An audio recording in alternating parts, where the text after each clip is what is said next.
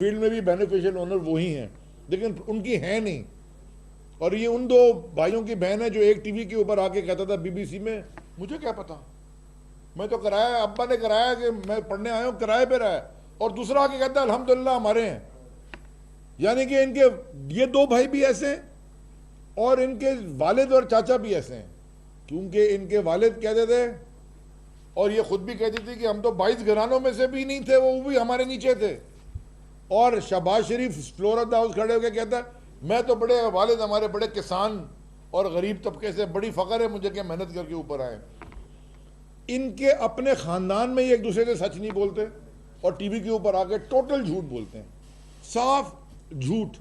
और एक चीज भी सच नहीं थी कल जो उन्होंने पूरी उधर की है। तो मैं सोच रहा था कायद की रूह के साथ क्या गुजर रही होगी जब वो देख रहे होगा कि मेरा नाम लिखा है, मेरी फोटो लगी है और आगे ये हजरात बैठे हुए हैं। बड़े मजे की बात, सिर्फ दो बातों का मैं जवाब देना चाहता हूं।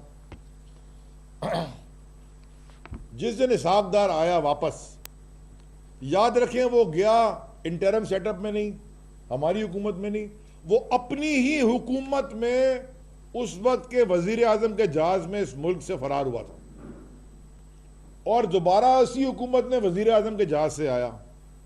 जो बीच में वो गया था कि मेरी कमर में दर्द है, लेकिन वो लंदन से वो वीडियो आ गई कि टैक्सी के पीछे भाग रहा है, यानी कि कमर का दर्द भी भगाता है लोगों को, वो और बात है। लेकिन वो आया, जब वो नहीं था वो एब्सकॉन्डर था कोर्ट्स के साथ यहाँ पे, he was wanted, wanted criminal money laundering में, जो खुद उसने साइन करके दी हुई है कि हमने, यानी कि वो वादा माफ गवाह बना हुआ है अपने समझी के ऊपर। लेकिन वो वापस भी उसी जहाज में आ रहा है। ये कौम का पैसा है, किसी के बाप का पैसा नहीं है, टैक्स पेयर का पैसा है।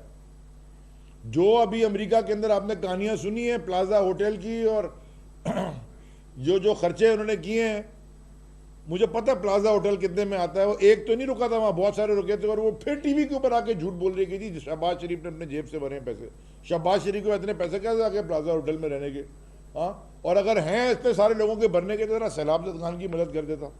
लेकिन वहां रहना प्लाजा होटल में। और एक रिपोर्ट ये भी आई है रसीदों के साथ कि वो 84 लाख रुपए के तो हैंड बैग खरीदे गए जब यहाँ लोग मर रहे हैं सैलाब में।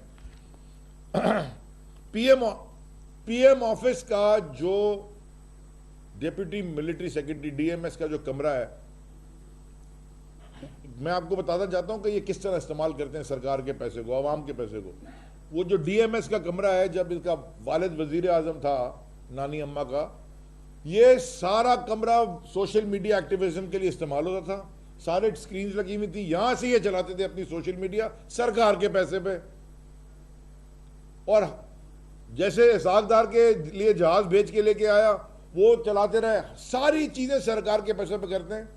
सिर्फ एक बात मुझे अफसोस इस बात का हुआ, मैं समझ रहा था कि जैसे सुप्रीम कोर्ट के ऑनरेबल जजेस कोई इसहाकदार के लैंड करने पे शायद कोई सुओ मोटो ले लें। यहां बैठ के प्रेस कॉन्फ्रेंस करके कहा था कि शायद कोई ले ले कि ये हो रहा क्या है इस मुल्क में।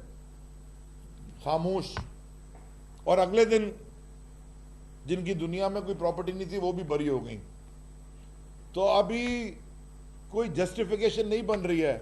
इस वक्त पाकिस्तान में लोग देख रहे हैं कि यहां गरीब आदमी जेलों में सड़े और अमीर आदमी बाहर आ जाए, और कोई जस्टिफिकेशन है नहीं इसकी। तो माशाल्लाह अगर कानून का निज़ाम ये रहा तो फिर मुझे सौलत मिर्जा पे भी अफसोस है। मैं चाहता हूँ ज़हर बलोच को भी आप निकाल दें। उसने कुछ 200-300 बंदों के ऊपर कत्ल माना है ना, ज़्यादा तो नहीं है। क्या फ़र्क पड़ रहा है? एडमिनिस्ट्रेटर लगा दें कराची का, उसको भी। और बाकी जो है सारे जेलों में जो मिसिंग पर्सन है वो एमक्यूएम के, वो भी छोड़ दें। वो क्या है, सबके मिला के 5-6 हज़ार कत्ल होंगे, फ़र्क क्या पड़ रहा है? जब इस मुल्क में आपने सभी को छोड़ना है तो सारे जेल खोल दें, सबको छोड़ दें। बंद क्यों किया हुआ है फिर लोगों को? अगर इस मुल्क में यह होना है कि पाकिस्तान के क्रिमिनल वापस आके सीधा सेनेट का ओथ उठाएं और जाके अगले दिन वजीर खारजा बन जाए, बिस्मिल्लाह, फिर व्हाट इज लेफ्ट? तो इसका मतलब है करप्शन करते जाएं। और आखिर में उन्होंने एक बात की थी लॉबी फर्म की, मैं उस पर ज़रूर जवाब देना चाहता हूँ। बड़ा उसके ऊपर उनको तकलीफ है कि जी लॉबी फर्म रखी हुई है, लॉबिंग फर्म अमेरिका में। देखें गौर से मेरी बात सुने। इमरान खान साहब जब 2018 अगस्त में जब ओथ लिया 2018 सितंबर की ट्वीट्स पढ़ें आप, उन्होंने डोनाल्ड ट्रंप जो उस वक्त के यूएस प्रेसिडेंट थे उनको टैग करके ट्वीट्स की थी ऑन अ स्टेटमेंट जो डोनाल्ड ट्रंप साहब ने दिया था, जो बिल्कुल ऑपोजिट था हमारे व्यू के। और उसके बाद जब 2019 में गए ना, तो खुद डोनाल्ड ट्रंप में कमरे में बैठ के कहा कि यहाँ 3 किस्म के हम रिसेप्शन देते हैं, यानी कि एक सी ग्रेड होता है जब कोई स्टाफर आपको रिसीव करता है, बी ग्रेड होता है जब कोई असिस्टेंट या डेप्यूटी सेक्रेटरी ऑफ स्टेट आपके हेड ऑफ स्टेट को रिसीव करता है व्हाइट हाउस में, ए ग्रेड होता है जब सेक्रेटरी ऑफ स्टेट खुद आपको रिसीव करता है। ये सबके सामने असद उमर साहब उन्होंने कहा, सब बैठे हुए थे। और ए प्लस होता है जब सदर अमेरिका का खुद बाहर खड़ा हो, वही अमेरिका का सदर बाहर खड़ा हुआ था इमरान खान साहब को लेने, और आप कह रही थी ना आपसे तो सफीर क्यों कोई नहीं मिलता, क्यों मिलेगा आपसे कोई सफीर, वो अपनी घड़ी बचाएगा, आप उसकी घड़ी भी चोरी कर लेंगे, आपका तो ये हाल है। तो ये था इमरान खान की और पाकिस्तान की इज्जत इमरान खान के वजीर आजम के टाइम में। और ये वही इमरान खान है जिन्होंने ट्रंप के ऊपर ट्वीट करके करेक्शन भी की थी। ठीक है, लॉबिंग फर्म इसलिए रखी जाती है कि आप अपना नैरेटिव, अमेरिका से हम जंग नहीं चाहते, हमारे ट्रेडिंग पार्टनर्स हैं, हमारी उनकी फॉरेन पॉलिसी से इख्तलाफात हैं, ख़ास तौर पे जो पाकिस्तान के ऊपर उन्होंने ये साइफर के अम्ब्रेला के अंदर जो सारा जो काम हुआ जिसमें यहाँ रिजीम चेंज हुआ, सबको पता है वो साइफर का। पहले ये खुद कहती थी कोई साइफर है ही नहीं, बाद में कहती साइफर है। बाद में शहबाज शरीफ ने ये माना एनएससी में कि वो मिनट्स लीक थे, यानी कि मुदाखलत, यानी कि इंटरफेरेंसी, और फिर फ्लोर ऑफ द हाउस खड़ा होकर कहता है थ्रेट भी थी। अब साजिश तो अंदर से ही होती है, तो साजिश भी इन्होंने की, दोनों ने मिलके, आसिफ जरदारी और नवाज शरीफ ने, और उनके पार्टी इनके साथ जो पार्टनर्स हैं। लॉबी फर्म इसलिए हायर की जाती है कि पूरी दुनिया में आप अपना नैरेटिव, क्योंकि अमेरिका के अंदर भी ओपिनियंस बहुत फ़र्क हैं, बहुत सारे लोग हैं जो पहले उनको पता ही नहीं था लॉ मेकर्स को कि कश्मीर में क्या हो रहा है, जब उनको किसी लॉबी फर्म बताती है कि कश्मीर में हिंदुस्तान क्या कर रहा है, वो आपके फेवर में जाता है, वो रख रहे हैं लॉबी फर्म, दुनिया रख रही है। तो हमने अपने मकसद के लिए नहीं, प्रॉपर नैरेटिव बताने के लिए कि आपको पता ही नहीं है यहाँ क्या हो रहा है, वो नैरेटिव देने के लिए अगर लॉबी फर्म रखिए, तो बेनज़ीर भुट्टो साहबा, शहीद साहबा की भी पढ़ लें कि उनके लॉबी फर्म कौन थे और उनके पैसे कहाँ से आते थे, और ये किस तरह लॉबी करते हैं ये भी हमें पता है। तो मैं बस इमरान इस्माइल साहब के पास माइक देने से पहले एक बात करूँगा, फॉरेन फंडिंग ना करें, हमें पता है उसामा बिन लादेन से पैसे किसने लिए थे।